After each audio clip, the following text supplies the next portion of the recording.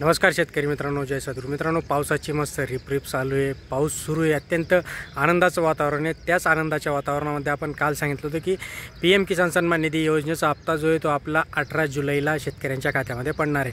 आता पुढचा प्रश्न असा असतो की नमो शेतकरी महासन्मान निधी योजनेचा पैसा कधी येणार, मग तोही पैसा सोबत येणार का? तर मित्रांनो, नाही, ते पैसे सोबत नाही येणार. कारण की त्यासाठी जे शेतकरी PM किसान सन्मान निधी योजनेमध्ये पात्र असतात त्याच शेतकऱ्यांच्या खात्यामध्ये हे नमो शेतकरी महासन्मान निधी योजनेचे पैसे ट्रान्सफर करण्यात येतात.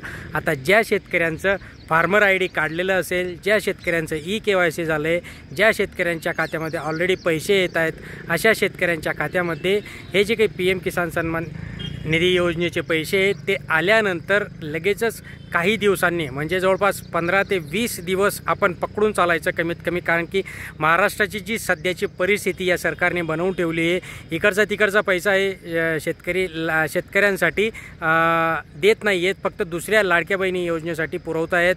तर इतर विभागाचे पैसे ते लाडक्या बहिणीला देत आहेत. तर त्यातच नमो शेतकरीचे पैसे देण्यासाठी त्यांना थोडीशी कासकूस करावीच लागणार आहे, पण ते पैसे द्यावेच तर लागणार आहेत. कारण की याच जोरावर लोकसभेमध्ये नरेंद्र मोदी निवडून आले आणि लाडक्या बहिणीच्या जीवावर हे विधानसभेमध्ये निवडून आले.